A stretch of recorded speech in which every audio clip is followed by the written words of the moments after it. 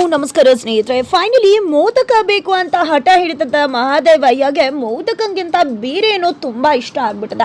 ಹಾಗಿದ್ರೆ ಏನಪ್ಪ, ಮನೆಗೆ ಬರ್ತದಾಗೆ ದೊಡ್ಡ ಟ್ವಿಸ್ಟ್ ಅಂಡ್ ಟರ್ನ್ ಕಾಯ್ತಾ ಇದ್ದ.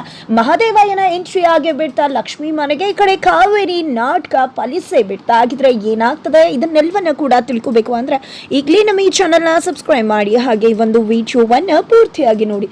ಇಲ್ಲಿ ಲಕ್ಷ್ಮಿ ಅನ್ಕೋತಾಳೆ ಅತ್ತೆ ನಾಟಕ ಮಾಡ್ತಿರ್ಬಹುದಾ ಅಥವಾ ನಿಜವಾಗ್ಲೂ ಹೇಳ್ತಿರ್ಬೋದಾ, ನಾನೇ ಅವ್ರ ಮೇಲೆ ಸುಮ್ಮನೆ ವಿನಾಕಾರಣ ಅನುಮಾನ ಪಡ್ತದನ ಅಂತ.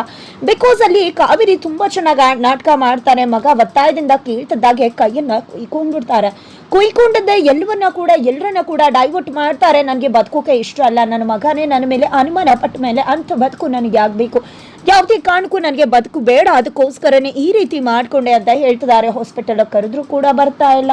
ಈ ಕಡೆ ಡಾಕ್ಟರ್ನೇ ಕರೆಸ್ತಾರೆ. ಡಾಕ್ಟರ್ ಕೇಳಿದಾಗ್ಲೂ ಕೂಡ ಯಾಕೆ ಬೇಕು ಈ ಬದುಕು, ನನ್ನ ಮಗನೇ ಅನುಮಾನ ಪಟ್ಟ ಮೇಲೆ ಅಂತ ಬದುಕು ನನಗೆ ಬೇಕಾ ಅಂತಾನೆ ಹೇಳ್ತಾರೆ.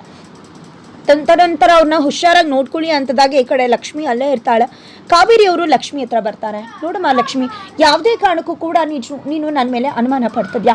ನಿಜ ಹೇಳ್ತೀನಿ, ಖಂಡಿತವಾಗ್ಲೂ ನನಗೆ ನನ್ನ ಮಗ ಅಂದರೆ ತುಂಬಾನೇ ಪ್ರೀತಿ, ತುಂಬಾನೇ ವ್ಯಾಮೋಹ ಇದೆ. ಅದನ್ನು ನಾನು ಒಪ್ಕೋತೀನಿ.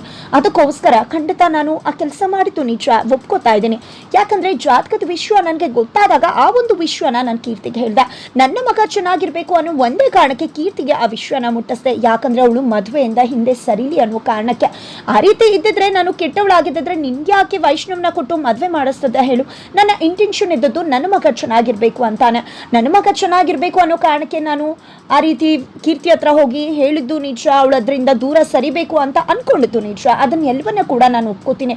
ಆದ್ರೆ ಅದನ್ನ ಬಿಟ್ಟು ಇನ್ನೇನೋ ಸತ್ಯ ಹೇಳಿ ಇನ್ನೇನೋ ಆಗಿದೆ ಅಂತ ಹೇಳ್ತಿದ್ಯಲ್ಲಮ್ಮ, ದಯವಿಟ್ಟು ನನ್ನ ಮೇಲೆ ಅನುಮಾನ ಪಡಬೇಡಮ್ಮ. ನಾನು ಅಂತ ಕೆಲಸ ಮಾಡಿಲ್ಲ, ಯಾಕೆ ವಿನಾಕಾರಣ ನನ್ನ ಮೇಲೆ ಅನುಮಾನ ಪಡ್ತಿದ್ಯಾ ಅಂತ ತುಂಬಾ ಇನ್ನೋಸೆಂಟ್ ಆಗಿ ನಾಟಕ ಮಾಡ್ತಿದ್ದಾರೆ.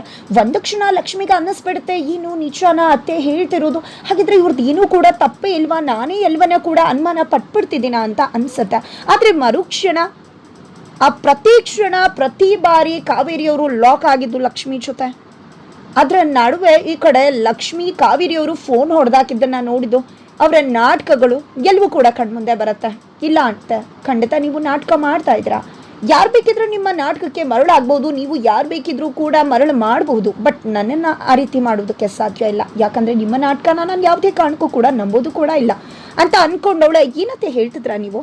ನಾನು ನಿಮ್ಮ ಮೇಲೆ ಡೌಟ್ ಪಡ್ತಿದ್ದೀನ, ನಾನು ನಿಮ್ಮ ಮೇಲೆ ಅನುಮಾನ ಪಡ್ತಿದ್ದೀನ, ನನಗೆ ಆ ರೀತಿ ಏನೂ ಇಲ್ವಲ್ಲ ಅಂತ ಸಖತ್ತಾಗಿ ಚೋಕ್ ಕೊಡ್ತಾಳೆ. ಇದರಿಂದಾಗಿ ಎಲ್ರಿಗೂ ಕೂಡ ಏನಪ್ಪ ಇದು ಲಕ್ಷ್ಮಿ ಈ ರೀತಿ ಹೇಳ್ಬಿಟ್ಲಲ್ಲ ಅಂತ. ಅವಳು ನಡ್ಕೋತಿರೋ ರೀತಿ ಕೀರ್ತಿಯಾಗಿ ಬಂದು ಮಾತಾಡ್ತಿದ್ದಾಳೆ. ಲಕ್ಷ್ಮಿ ಆಗಿರೋ ನನಗೆ ಏನೂ ಕೂಡ ಗೊತ್ತಿಲ್ಲ, ನಾನು ಯಾವುದೇ ರೀತಿಲೂ ಕೂಡ ಅನುಮಾನ ಬರ್ತಿಲ್ಲ ಅಂತ.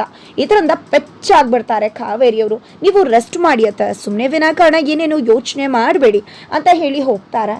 ತದನಂತರ ಅಲ್ಲಿ ಡೈರಿ ನೋಡ್ತಾಳೆ. ಡೈರಿ ನೋಡಿದೆ, ಖಂಡಿತವಾಗ್ಲೂ ಕೀರ್ತಿ ನಂಬಿದ್ದ ಕೀರ್ತಿಗೆ ಬೆನ್ನಿಗೆ ಚೂರಿ ಹಾಕಿದ್ರು. ಅಂದಮೇಲೆ ಇವ್ರು ನಿಜವಾಗ್ಲೂ ನಾಟಕ ಮಾಡ್ತಾರೆ. ಇವ್ರ ಮಾತನ್ನ ನಂಬಾರ್ದು. ಕೀರ್ತಿ ಸಾವಿಗೆ ನ್ಯಾಯ ಕೊಡಿಸ್ಲೇಬೇಕು, ಸತ್ಯನ ಬಾಯಿ ಬಿಡಿಸ್ಲೇಬೇಕು ಅಂತ ನಿರ್ಧಾರ ಮಾಡ್ತಾಳೆ. ತದನಂತರ ಬೆಳಗ್ಗೆ ಆಗುತ್ತೆ. ಈ ಕಡೆ ಮಂಗಳಮುಖಿಯವ್ರ ಜೊತೆ ಮಹಾದೇವಯ್ಯ ಅವರು ಕೂಡ ಸೀರೆ ಉಟ್ಕೊಂಡು ಪ್ರತಿ ಮನೆ 21 ಮನೆಗೂ ಕೂಡ ಹೋಗ್ತಿದ್ದಾರೆ. 25 ಮನೆಗೂ ಹೋಗಿದೆ, ಮೋದಕ ಸಿಗ್ತಿದೆ. ಈ ಕಡೆ ಇನ್ನೊಂದು ಮನೆಗೆ ಹೋಗೋಣ ಬನ್ನಿ ಅಂತ ಇದ್ರೆ ಇನ್ನೊಂದು ಮನೆಗೆ ಹೋಗೋಕೆ ಎಲ್ಲಿ ಸಾಧ್ಯ ಆಗುತ್ತೆ ಮಹಾದೇವ? ಆಲ್ರೆಡಿ 21 ಮನೆ ಆಗೋಯ್ತಲ್ವಾ, ಮುಗೀತು ನಮ್ದು ಅಂತ ಹೇಳಿದಾಗ ಇಲ್ಲ ನನಗೆ ಬೇಕೇ ಬೇಕು ಮೋದಕ, ಮತ್ತೆ ನನ್ನ ಕರ್ಕೊಂಡು ಹೋಗಿ ಇನ್ನೊಂದು ಮನೆಗೆ ಅಂತ ಹೇಳಿ ಹಠ ಮಾಡ್ತಿದ್ರೆ ಈ ಕಡೆ ಮಂಗಳಮುಖಿಯರು ಅರ್ಥ ಮಾಡಿಸೋಕೆ ಟ್ರೈ ಮಾಡ್ತಿದ್ದಾರೆ. ಬಟ್ ಮಹಾದೇವಯ್ಯಗೆ ಅರ್ಥ ಆಗ್ತಿಲ್ಲ. ಅತ್ತ ಕಡೆ ಬೆಳ್ಳಂಬೆಳಗ್ಗೆ ಮತ್ತೆ ಹಬ್ಬಕ್ಕೆ ಎಲ್ಲರೂ ಕೂಡ ಪ್ರಿಪೇರ್ ಆಗ್ತಿದ್ದಾರೆ, ರೆಡಿ ಆಗ್ತಿದ್ದಾರೆ. ಈ ಕಡೆ ಲಕ್ಷ್ಮಿನ ನೋಡಿದೆ, ವೈಷ್ಣವ್ ಕಳೆದು ಹೋಗ್ತಿದ್ದಾನೆ, ಮುದ್ದು ಮಾಡೋಕೆ ಶುರು ಮಾಡ್ತಿದ್ದಾನೆ, ಪ್ರೀತಿ ಮಾಡ್ತಿದ್ದಾನೆ. ಕೀರ್ತಿ ಇದ್ದಾಗ ಅಡ್ಡಿ ಬರ್ತಾ ಇದ್ರು, ತನ್ನ ಮನಸ್ಸು ಇಚ್ಛೆ ನಡ್ಕೊಳಕ್ ಆಗ್ತಿರ್ಲಿಲ್ಲ, ಒಂದು ರೀತಿ ಗಿಲ್ಟ್ ಕಾಡ್ತಾ ಇತ್ತು, ಕೀರ್ತಿ ನೆನಪಾಗ್ತಾ ಇದ್ಲು. ಆದರೆ ಈಗ ಕೀರ್ತಿನೂ ಇಲ್ಲ, ಗಿಲ್ಟೂ ಇಲ್ಲ, ಏನೂ ಇಲ್ಲ. ತನ್ನ ಹೆಂಡತಿನ ಸಂಪೂರ್ಣವಾಗಿ ಮನಸ್ಸಾರೆ ಅಕ್ಸೆಪ್ಟ್ ಮಾಡಿದ್ದಾನೆ ವೈಷ್ಣು. ತನ್ನ ಹೆಂಡತಿ ಜೊತೆ ಹೊಸ ಜೀವನನ ಶುರು ಮಾಡಬೇಕು ಅನ್ಕೊಂಡಿದ್ದಾನೆ. ಪ್ರೀತಿಯಿಂದ ಮುದ್ದು ಮಾಡ್ತಿದ್ದಾರೆ. ಇದರ ನಡುವೆ ನಂತರ ಹಬ್ಬದ ಸಂಭ್ರಮ ಸಡಗರ ಮನೆ ಮಾಡಿದೆ, ಪೂಜೆನ ಮಾಡ್ತಿದ್ದಾರೆ ಎಲ್ಲರೂ ಕೂಡ ಸೇರಿಕೊಂಡು. ಆ ಕಡೆ ಕಾವೇರಿಯವ್ರು ಕೂಡ ಇದ್ದಾರೆ. ಬರೋ ವರ್ಷಕ್ಕೆ ಒಂದು ಮನೇಲಿ ತೊಟ್ಟಿಲು ತೂಗ್ಲಿ ಅಂತ ಅಜ್ಜಿ ಮತ್ತೆ ಹೇಳ್ತಾ ಇದ್ರೆ, ಈ ಕಡೆ ಕಾವೇರಿಯವ್ರು ಕೂಡ ಒಳ್ಳೇದಾಗಲಿ ಅಂತ ನಾಟಕ ಮಾಡ್ತಿದ್ದಾರೆ. ಬಿಕಾಸ್ ನಾಟಕ ಮಾಡಲೇಬೇಕಲ್ವ ಕಾವೇರಿಯವರು, ಇಲ್ಲಾಂದರೆ ಅವರ ನಿಚ್ಚು ಮುಖ ಬಯಲಾಗ್ಬಿಡುತ್ತೆ. ತದನಂತರ ಕಾವೇರಿ ಅವ್ರಿಗೆ ಒಂದು ಫೋನ್ ಬರುತ್ತೆ.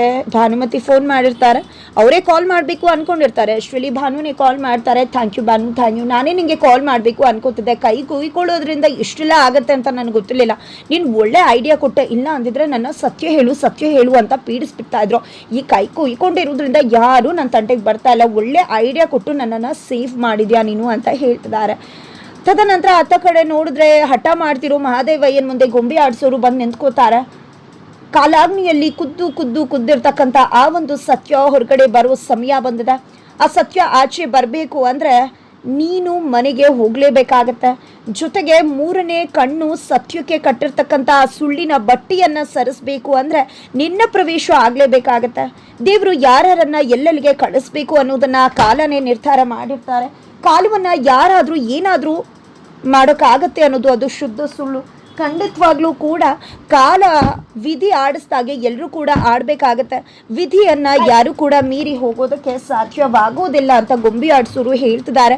ನಾನು ಇನ್ನೊಂದು ಮನೆಗೆ ಹೋಗಬೇಕು ಅಂತ ಹೇಳ್ತಿದ್ರೆ ಈ ಕಡೆ ಗೊಂಬೆ ಆಡಿಸೋರು ಕೂಡ ಹೋಗಿ ಆಗಿದ್ದಾಯಿತು. ಗೊಂಬೆ ಆಡಿಸೋರಿಗೆ ಮಂಗಳಮುಖಿಯವರು ಹೇಳಿದಾಗ ನೀನು ಹೋಗಬೇಕಾಗಿರೋ ಮನೆ ಅದು, ಆ ಮನೆಗೆ ನೀನು ಹೋಗಲೇಬೇಕು ಅಂತ ಹೇಳ್ತಾರೆ. ತದನಂತರ ಅಲ್ಲಿ ಮೋದಕ ಸಿಗುತ್ತಾ ಅಂದಾಗ ಯಾರ್ಯಾರಿಗೆ ಏನೇನು ಸಿಗಬೇಕು ಅನ್ನೋದಿರುತ್ತೋ ದೇವರು ಅವರಿಗೆ ಅದನ್ನು ಸಿಗಿಸ್ತಾನೆ. ಅದೇನು ಕೂಡ ಯೋಚನೆ ಮಾಡಬೇಡ, ಏನಾಗಬೇಕು ಅನ್ನೋದಿರುತ್ತೋ, ಯಾರಿಂದ ಏನಾಗಬೇಕು ಅಂತ ಅದಾಗಲೇಬೇಕಾಗತ್ತೆ.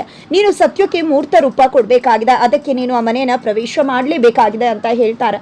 ಹಾಗಾಗಿ ಮಹಾದೇವಯ್ಯ ಜೊತೆ ಮಂಗಳಮುಖಿಯರು ಎಲ್ಲರೂ ಕೂಡ ಸೇರಿಕೊಂಡು ಕಾವೇರಿಯವ್ರ ಮನೆಗೆ ಹೋಗ್ತಾರೆ. ಅಜ್ಜಿಗಂತೂ ಅವ್ರು ನೋಡಿದ್ದೆ ಖುಷಿ ಆಗುತ್ತೆ, ನೀವು ಬರದೆ ಪೂಜೆ ಎಲ್ಲ ಆಗುತ್ತೆ, ನೀವು ಮೊದಲು ಮಂಗಳಾರತಿ ಮಾಡಬೇಕಲ್ವಾ ಅಂತ ಹೇಳ್ತಾರೆ. ತದನಂತರ ಆ ಕಡೆ ಮಹಾದೇವಯ್ಯ ಅಂತೂ ಮನೆ ನೋಡಿ ಖುಷಿ ಪಡ್ತಿದ್ದಾರೆ. ಹೊರಗಡೆಯಿಂದ ಲಕ್ಷ್ಮಿ ಬರ್ತಿದ್ದಾಗೆ ಗೊತ್ತಾಗ್ಬಿಡುತ್ತೆ ಈ ಲಕ್ಷ್ಮಿ ಆ ಹುಡುಗಿ ಬೆಟ್ಟದ ಹತ್ರ ಬಂದಿರೋ ಹುಡುಗಿ ಅಲ್ವಾ ಅಂತ ಏನೋ ಹೇಳಲಿಕ್ಕೆ ಪ್ರಯತ್ನ ಪಡ್ತಿದ್ದಾರೆ. ಆಗ ಲಕ್ಷ್ಮಿ ಏನೋ ಹೇಳೋಕೆ ಅಂದಾಗ ಮೋದಕನ ಕೇಳ್ತಿದ್ದಾನೆ. ಆಗಿಂದ ಮೋದಕ ಅಂತಾನೆ ಮನೆ ಕರ್ಕೊಂಡು ಬಂದಿದ್ದು ನಮ್ಮನ್ನ ಅಂತ ಮಂಗಳಮುಖಿಯವರು ಹೇಳ್ಬಿಡ್ತಾರೆ. ಆರತಿ ತೆಗೆದು ಸುಪ್ರೀತಾ ಮತ್ತೆ ಲಕ್ಷ್ಮಿ ಒಳಗೆ ಕರ್ಕೊಂಡು ಬರ್ತಾರೆ. ನಂತರ ಈ ಕಡೆ ಮತ್ತೆ ಹೇಳೋ ಪ್ರಯತ್ನ ಮಾಡ್ತಿದ್ದಾರೆ. ಈ ಕಡೆ ಮಹಾದೇವಯ್ಯ ಅವರು ಲಕ್ಷ್ಮಿ ಜೊತೆ ಮಾತಾಡಬೇಕು ಅಂತ. ಬಟ್ ಈ ಕಡೆ ಲಕ್ಷ್ಮಿಗೆ ಡೌಟ್ ಬರ್ತಿದೆ. ಬಟ್ ಅವರು ಮಹಾದೇವಯ್ಯ ಅವರು ಮೋದಕಕ್ಕೋಸ್ಕರ ಆ ರೀತಿ ಆಡ್ತಿದ್ದಾರೆ ಅಂದಾಗ ಬಂಗ್ಲಾರ್ತಿ ಆಗ್ತಿದ್ದಾಗೆ ಮೋದಕ ಕೊಟ್ಬಿಡ್ತಾರೆ ಅಂತ ಅಜ್ಜಿ ಹೇಳ್ತಾರೆ. ಬಟ್ ಇವ್ರನ್ನ ಎಲ್ಲೋ ನೋಡಿದೀನಿ ಅಂತ ಲಕ್ಷ್ಮಿಗೆ ಅನ್ನಿಸ್ತಿದೆ. ನಂತರ ಪೂಜೆ ಕೂಡ ಆಗುತ್ತೆ. ಮೋದಕನ ಕೊಡೋದಕ್ಕೆ ಅಡುಗೆ ಮನೆಗೆ ಬರ್ತಾಳೆ. ನೆನಪು ಮಾಡ್ಕೊತಿದ್ದಾಳೆ, ನೆನಪಾಗ್ತಿಲ್ಲ. ಅಷ್ಟರಲ್ಲಿ ತಿರುಗಿ ನೋಡಿದ್ರೆ ಮಹಾದೇವಯ್ಯ ಅವರೇ ಬಂದಿದ್ದಾರೆ. ಅಷ್ಟರಲ್ಲಿ ಏನೋ ಹೇಳಬೇಕು ಅಂತ ಟ್ರೈ ಮಾಡ್ತಿದ್ದಾಗೆ ಕಾವೇರಿ ಎಂಟ್ರಿ ಕೊಡ್ತಿದ್ದಾಗೆ ಫೈನಲಿ ಕತೆಗೆ ಒಂದು ಮಹಾ ಟ್ವಿಸ್ಟ್ ಸಿಗೋದ್ರ ಮುಖಾಂತರ ಈಕೆ ಒಳ್ಳೆಯವಳಲ್ಲ, ಈಕೆ ಕೆಟ್ಟವಳು ಅಂತ ಹೇಳ್ತಿದ್ದಾಗೆ ಈ ಕಡೆ ಕಾವೇರಿ ಬೆಂಡಾಗಿ ಹೋಗ್ತಿದ್ದಾರೆ. ಈ ಕಡೆ ಲಕ್ಷ್ಮಿಗೆ ಈತ ಯಾರಿರ್ಬೋದು ಅಂತ ಡೌಟ್ ಬರ್ತದೆ. ಫೈನಲಿ ಆ ಒಂದು ಬಟ್ಟೆ ಕಟ್ಟಿರ್ತಕ್ಕಂಥ ಮೂರನೇ ಕಣ್ಣು ಆ ಮನೆಯ ಯಾವುದೋ ಒಂದು ಕೈ ಸೇರ್ತದೆ. ಹಾಗಿದ್ರೆ ಯಾರ್ದದು ಕೈ ಏನು ಇದೆಲ್ಲವನ್ನ ಕೂಡ ತಿಳ್ಕೋಬೇಕು ಅಂದರೆ ಈಗಲೇ ನಮ್ಮ ಈ ಚಾನಲ್ನ ಸಬ್ಸ್ಕ್ರೈಬ್ ಮಾಡಿ. ಹಾಗೆ ಈ ಒಂದು ವಿಡಿಯೋವನ್ನು ಪೂರ್ತಿಯಾಗಿ ನೋಡೋದನ್ನು ಯಾವುದೇ ಕಾರಣಕ್ಕೂ ಕೂಡ ಮರಿಬೇಡಿ.